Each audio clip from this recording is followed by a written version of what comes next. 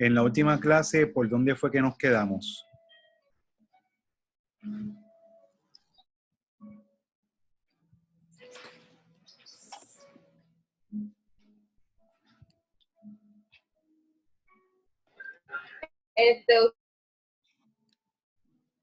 Ajá. Dígame, Cristal. ¿Era usted la que estaba hablando?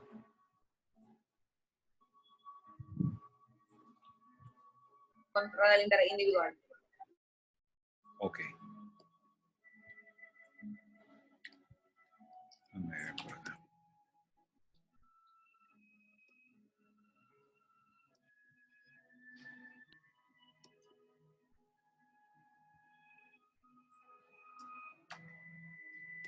Estábamos en Gran Bretaña.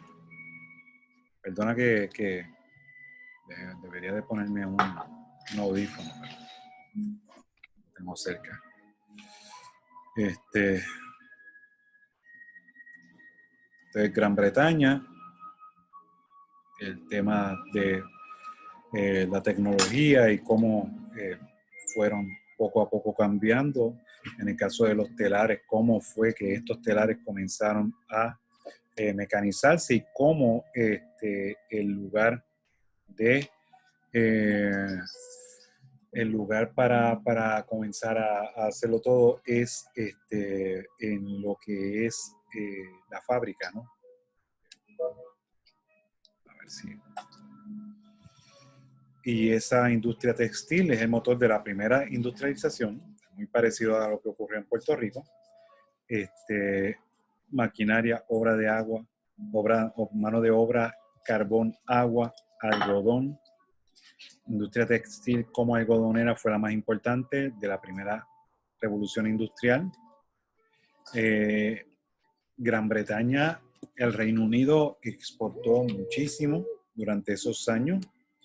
1860, 1830, 1820. Estos años también, contextualizándonos un poco, estos años son los años donde nosotros, metidos dentro del otro lado del océano Atlántico, estamos desarrollándonos como sociedad. Ustedes recordarán, si es que no se lo he dicho antes, nosotros realmente somos una sociedad del siglo XIX. Sí, había gente aquí en el desde el siglo XV, desde finales del XV, quiero decir, siglo XVI, pero realmente como sociedad nosotros arrancamos en el siglo XIX, con las reformas de Hacienda. Yo no sé si ustedes, déjame aquí bajarle un poco el tono a la orquesta. Yo no sé si alguna vez ustedes han pasado por el Departamento de Hacienda en el Viejo San Juan, por Puerta de Tierra. ¿Lo han hecho? Sí, sí. Realmente sí. Ok. Frente al Departamento de Hacienda hay una estatua que es la estatua y que es el nombre del edificio también, el Intendente Ramírez. Y ese hombre, uno puede decir, bueno, ¿quién fue ese tipo? ¿No? Y uno puede decir fácilmente, bueno, un estúpido ahí, que no ha hecho nada, no es Eugenio María de Hostos, no es Betance, no es Alejandro Tapia Rivera, que un poco más abajo está el Teatro Municipal, que le pusieron su nombre. Este es el Intendente Ramírez. ¿Y quién rayo es el Intendente Ramírez, no? Y es bien interesante la respuesta. La respuesta es que el Intendente Ramírez es este español que vino a Puerto Rico a transformar lo que era la Intendencia de Hacienda.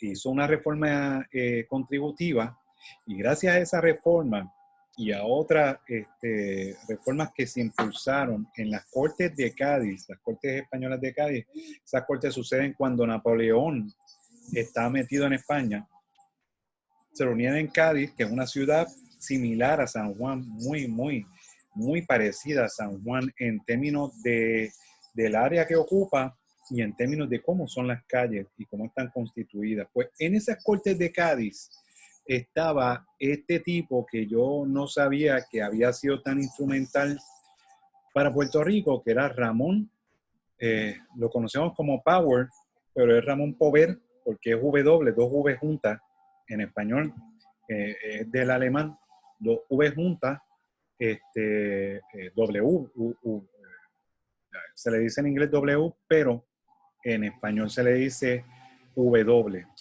Entonces, pues es Pover, Ramón Pover y Giralt. Y entonces, este tipo impulsó que la Capitanía General se convirtiera y dejara fuera la Intendencia de Hacienda.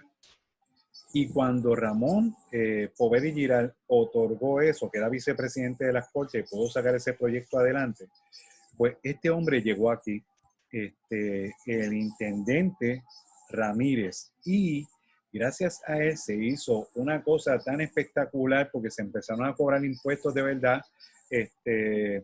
Ya empezamos realmente a movernos como sociedad y gracias a eso es que hubo gente aquí en el 19. Gracias a estas dos personas, a Ramón Pever y Giral y al intendente Ramírez. La importancia de esa es tan magistral porque es que si no, no estuvieran ni usted, ni yo, ni la universidad, ni las calles donde usted vive, ni la urbanización, ni ningún sitio que usted conozca estuviera aquí de pie, porque no iba a haber gente. La gente estaba metida en Perú, estaban metidos en otros lugares de América, en México, ¿no? Cuando descubrieron esos lugares y cuando empezaron a sacar todo el oro y toda la plata, esto se vació. Este lugar aquí se vació y se vació hasta de todo el mundo. Esto estaba desierto, esto era una plaza militar. Así que, pues, esa es la importancia. Y todo eso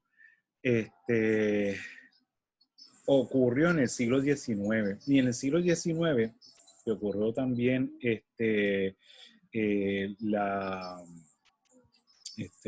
mío, ocurrió una reforma que también trajo mucha gente, sobre todo los corsos. Los corsos llegaron más o menos a principios de ese siglo, en la segunda década, quiero decir, entre 1812 y 1815 o 18. Y entonces, pues lograron con esa reforma poblar a Puerto Rico, ¿no?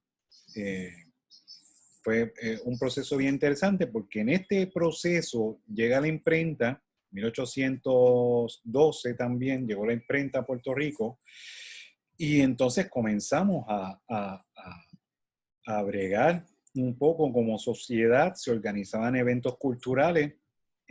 Mientras tanto, estaba ocurriendo todo estos grandes crecimientos de lo que es la revolución industrial. Aquí en el 17 realmente no ocurrió mucho. Es básicamente un siglo que no ocurrió nada. Estados Unidos estaba allí, se estaba empezando a ser libre a finales del siglo y ocurrió la Revolución Francesa. En el siglo XIX es que realmente empiezan a ocurrir todas estas otras manifestaciones.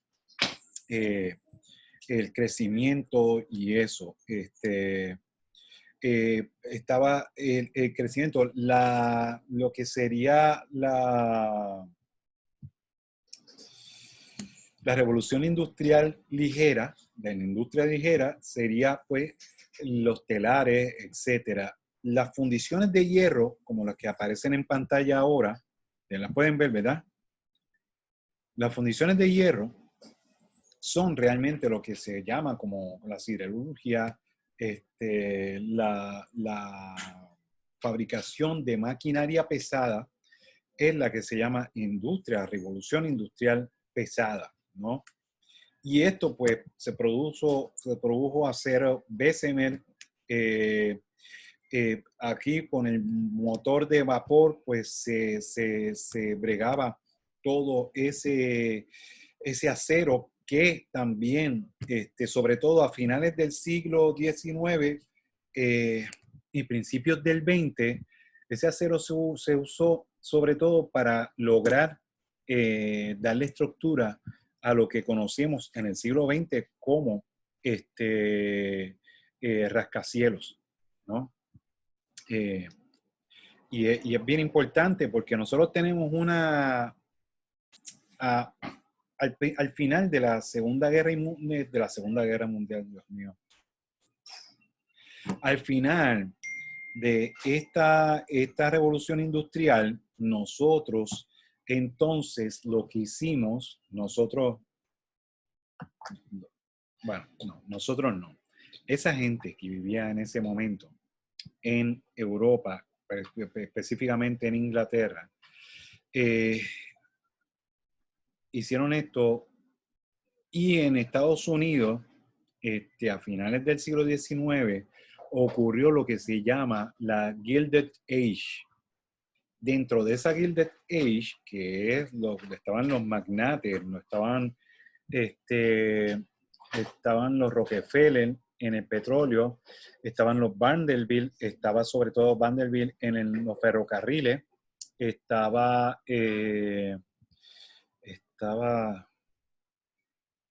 Rockefeller, los Carnegie estaban en el acero. Carnegie fue importante en el acero, ¿no? Y Carnegie al principio trabajó con Vanderbilt. Y luego logró hacer su propio, o sea, toda esta gente venían de unos extractos bastante humildes, y subieron. Dentro de ese ascenso, de esa clase, se convirtió Estados Unidos en lo que se conocía una era que se llama The Gilded Age. También estaba el banquero que se llamaba, Dios mío, el del Chase Manhattan. Ahorita me acuerdo que fue pues, lo que se fundó como el Chase. Fue ese banquero que fue mega importante. Morgan Stanley, es Morgan Morgan. Está Morgan. Bueno, ya me acordaré poco a poco. Estoy aquí en un momento como estas novelas dramáticas en donde la gente pierde la memoria. Estoy como que acordándome por recuerdos así de mi vida pasada. Bueno, el punto es que estaban esta gente. Por ejemplo, Carnegie, que bregaba con el acero, era un hombre que subió, pero hubo mucha gente, muchos trabajadores que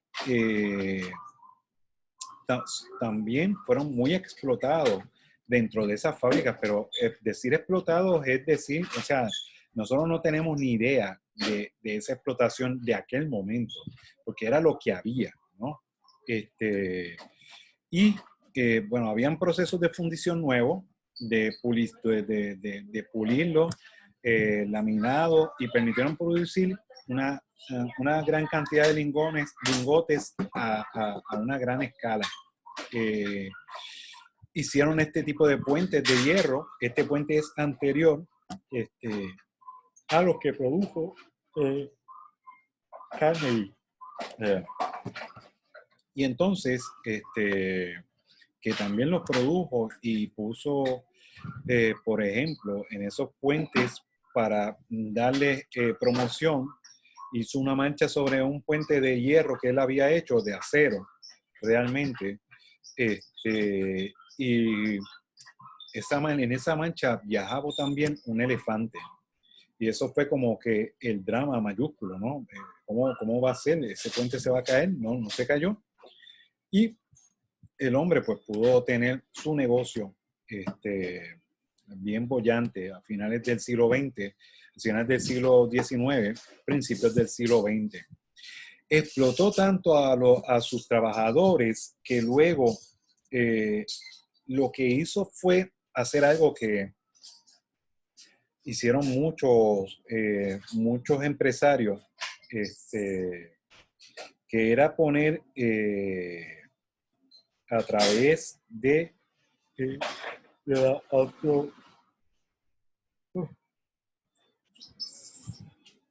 a través de iba a decir antropología, ¿no? Ellos a través de las instituciones más caritativas, lograron hacer muchas otras cosas. Voy a tener que atender esto, ustedes discúlpenme.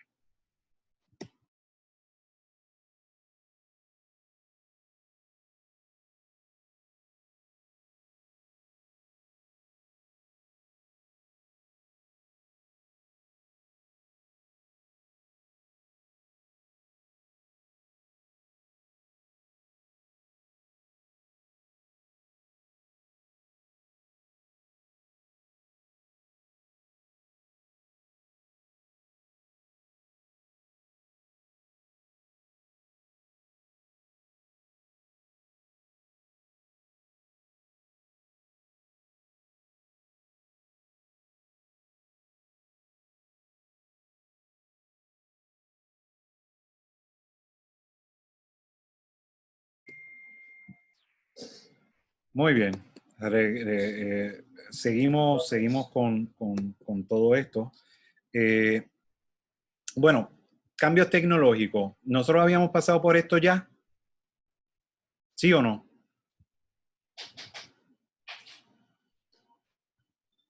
¿No? ¿Habíamos pasado por esto? Disculpen que pregunte. No, Ok, mi conexión de internet es inestable, parece. No lo entiendo todavía por qué, pero bueno, aparentemente lo es. Ok, los cambios tecnológicos, pues entonces empiezo de más atrás, ¿no? Estamos bregando con nuevas fuentes de energía. Es que yo pensaba, como que tengo varios grupos, pues no sé exactamente ahora dónde los dejé.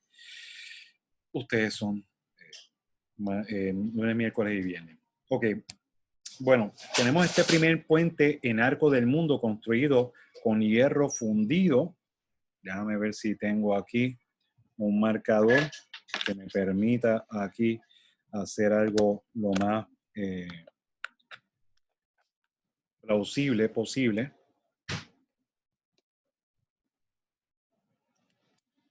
Ok, ok. Ah, mira, aquí está. Aquí está, te estaba buscando. Muy bien. Excelente. Ok, como ustedes pueden ver, está este puente de hierro y los demás puentes de hierro, porque ustedes saben que en Trujillo Alto hay otro, pero aquel es militar. Digo, si es que todavía existe, ya yo no me acuerdo si existe o no. Estos puentes de hierro se escriben.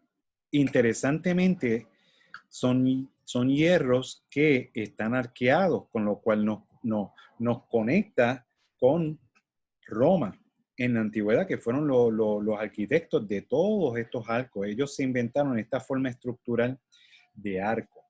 Y es súper interesante que a pesar de que estamos en una modernidad absoluta, todavía estamos relacionados con la antigüedad, estructuras de la antigüedad, y todavía, o sea, eso no se acabó ahí, eso continúa. Así de confiables son los arcos, ¿no? Entonces, el hierro, y sobre todo el hierro colado, que es el que nos referimos aquí, ha sido este tipo de elemento muy importante dentro de estos cambios de la revolución industrial. Podemos distinguir tres tipos de cambios. Están los tecnológicos. Estos cambios tecnológicos llevan unos cambios económicos. ¿Ustedes se acuerdan cómo era el campo antes de la revolución industrial y luego de la revolución industrial? El campo, o sea, no estoy hablando aquí de la fábrica ni de esa burundanga. ¿Se acuerdan? ¿Alguien me puede decir?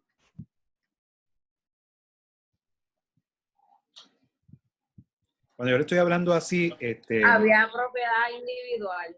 Empezó a dividir. exactamente. Comenzaron los cercados en el campo, porque el campo, como nos recordaremos, el campo era libre. El campo era extremadamente libre. Tú o eras un conde o un duque y eso, tenías tu sitio, tú lo que cobrabas era impuestos. El campo no estaba cercado. Tú podías ser un campesino y sembrar en cualquier parte, después de que tú cogieras y compartieras de esos impuestos que tú ibas a pagar por ese campo. Ese era lo importante, tú pagar impuestos.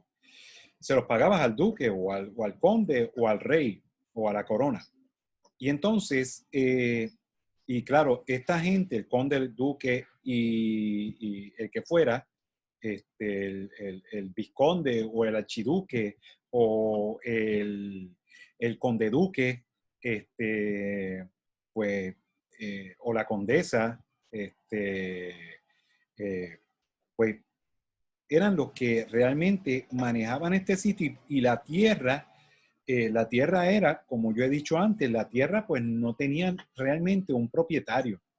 Eran lugares donde pues eh, se, se producía una sociedad, pero esta sociedad realmente no era tanto así como dueña privada de la tierra, ¿no? La tierra era común. Este, y eso era bien importante porque lo que realmente ocurrió con esta revolución industrial fue eh, la, propiedad, la propiedad privada. Y esa propiedad privada que ocurrió, pues una de las cosas que tuvo fue expulsar a estos campesinos que no tenían tierra, que vivían cultivando, pero como ya no tenían tierra, pues fueron expulsados básicamente del campo, tenían que buscarse la vida en otra parte, no tenían ni para subsistir y se fueron a subsistir a las ciudades a buscar trabajo en las fábricas. En las fábricas, generalmente, bueno, y aquí ocurren otros cambios también, eso es un cambio económico debido a un cambio tecnológico, pero ocurre también el cambio social, porque estos cambios, como hemos podido ver, son unos cambios que transforman la sociedad completamente y al individuo en cada una de sus dimensiones, ¿no? La sociedad completa y al individuo o al ser humano en cada una de sus dimensiones individuales, psicológicas, económicas, con respecto a las relaciones sociales, con respecto a su sentido de, de identidad, a su sentido incluso de ser humano como ser humano. O sea, son unas transformaciones demasiado profundas y eso las vivieron en menos casi de 100 años. Estas personas, desde el 1700, vamos a poner 50, hasta en 1800 y pico, ¿no?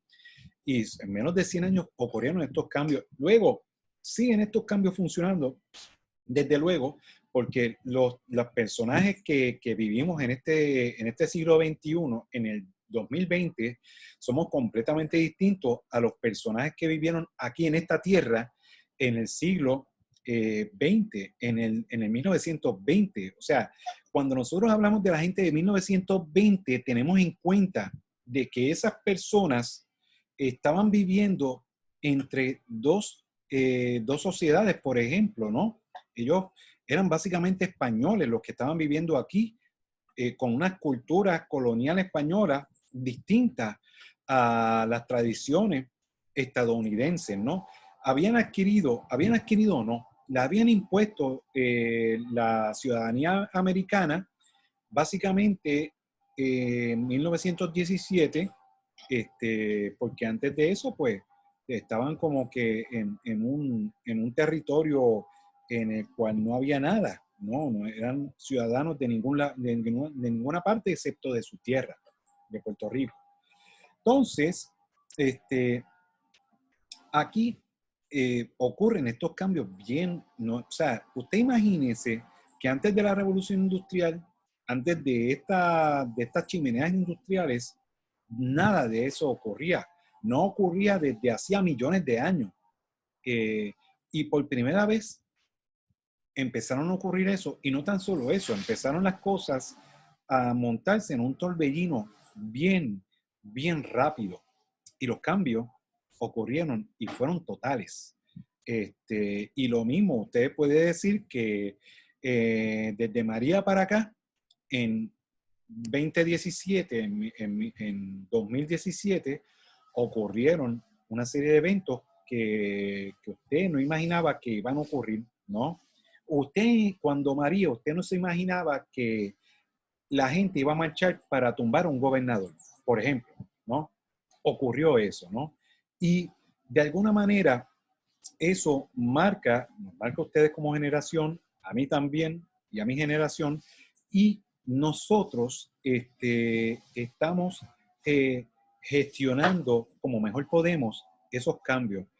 En esa era, estos cambios que encararon estas personas, tanto los ricos como los pobres, fueron unos cambios extraordinarios a nivel social, ¿no? A nivel tecnológico, regresando aquí un poco, hay nuevas fuentes de energía, hay vapor de agua y carbón para producir el vapor de agua, hay nuevos materiales como el acero y el hierro, hay nuevas fuerzas motrices como la máquina de vapor y la máquina de hilar o la máquina para tejer. Eso es extraordinario. Y dentro de esas innovaciones técnicas del siglo XVIII y XIX ocurrieron, por ejemplo, la lanzadera volante, que es para tejido, inventada por Kay, el spinning jenny, que también es para el hilado, Hargrave, Watt hace la primera máquina de vapor, Cartwright, el telar mecánico, Apert, o sea, estamos hablando 1733, 1764, 1769, 1789, ¿no? Nosotros que estamos al otro lado de esta revolución industrial, literalmente, porque antes de esto no había prácticamente contaminación, nosotros estamos al otro lado de las consecuencias de esta serie de invenciones. La locomotora, el barco de vapor, la hélice del barco de vapor, la electrólisis, esa forma de usted separar el agua, ¿no? A través de la electricidad, el telégrafo, esa forma de transmitir electricidad a través de los cables para comunicarnos, ¿no? Inventada por Morse. ¿Me están escuchando? ¿Me escucharon bien? Porque como que me estoy yendo aquí bueno, anyway.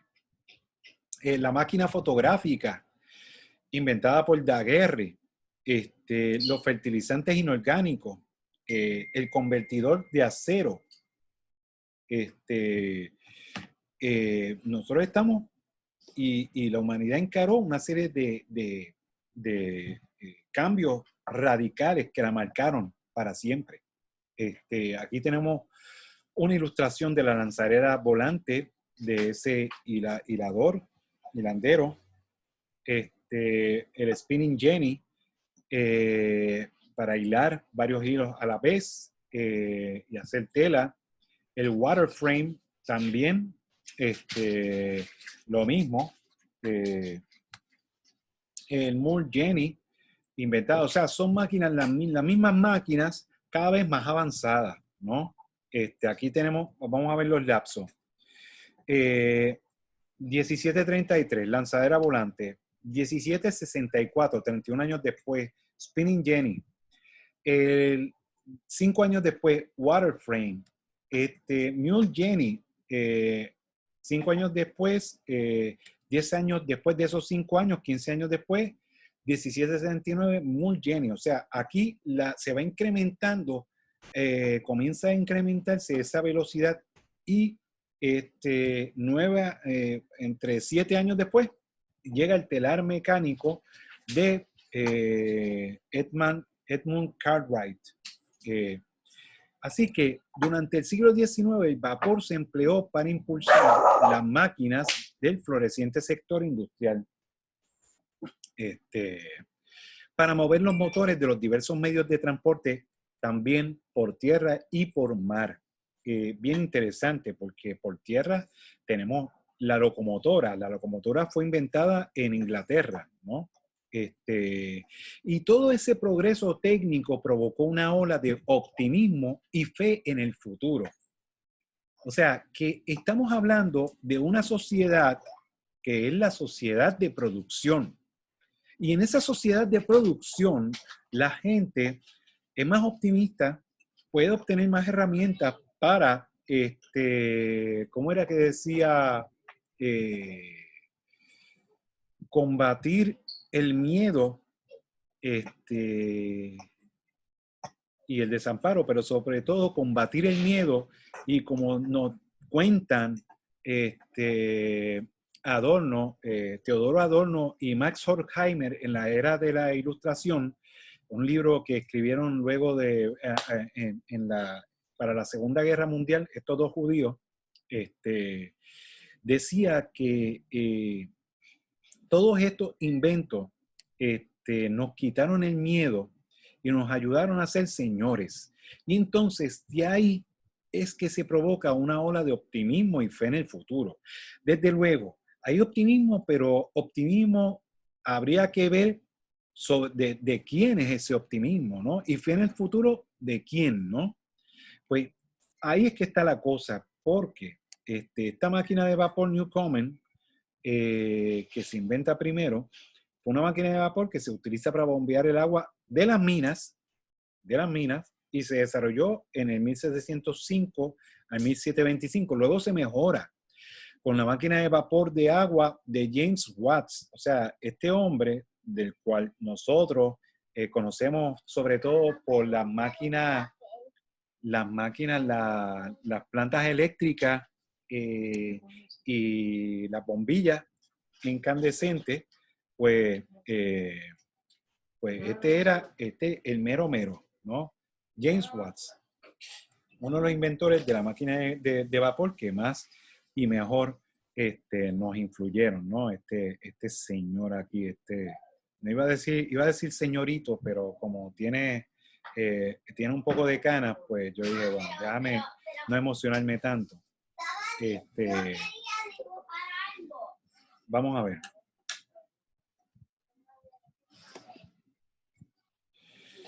También ocurre esta revolución de transporte. En este carro, aquí tenemos estas carrozas, que es la locomotora. Antes de esto, pues antes de esto y después también, ya está muy avanzado, el siglo XIX y principios del siglo XX, se utilizaba pues realmente los caballos, ¿no?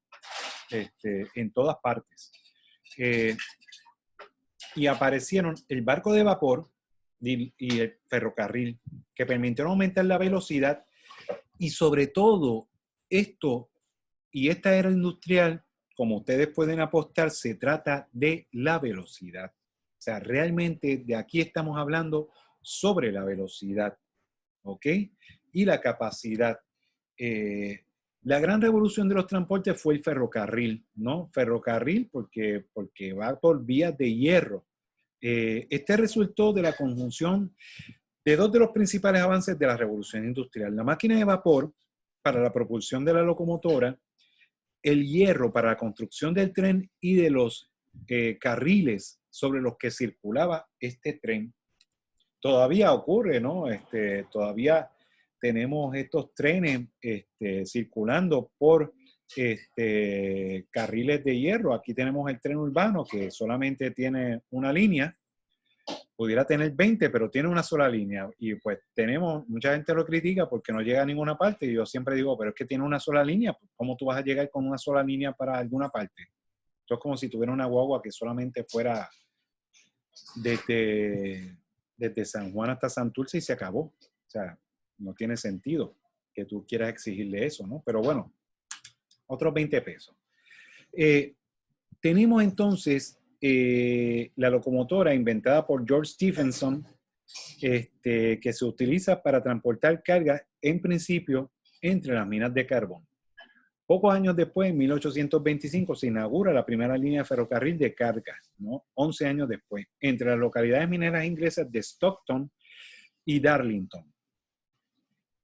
Luego, el primer dibujo conservado de la locomotora de Stephenson, hecho por él mismo, tenemos esta, después de su modificación en 1815, ¿no? Es una chimenea y tenemos el vapor de agua. La chimenea es sobre todo para el humo, sobre todo para el humo de este vehículo, del combustible de este vehículo, que es carbón. Aquí tenemos una foto de el tal Stephenson y de la primera locomotora metida en un museo. 1830, inaugurada la primera línea para el transporte de pasajeros entre Liverpool y Manchester. En 1807, el estadounidense Fulton abrió la primera línea comercial marítima rentable con barcos propulsados con motor de vapor que tardaron un tercio del tiempo empleado por un barco de vela. Entre 1830 y 1860, los barcos de vapor incorporaron cascos de hierro y hélices para la propulsión. De esta forma, la navegación a vapor se hizo muy segura y rápida.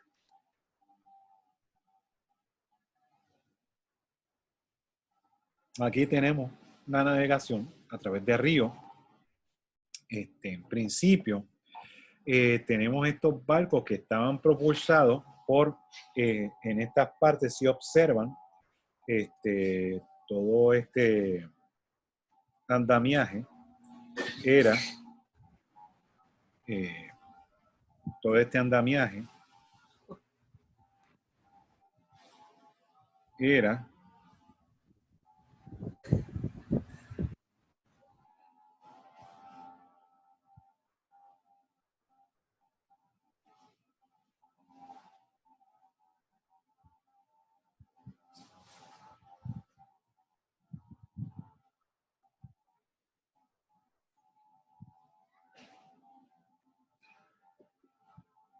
ok.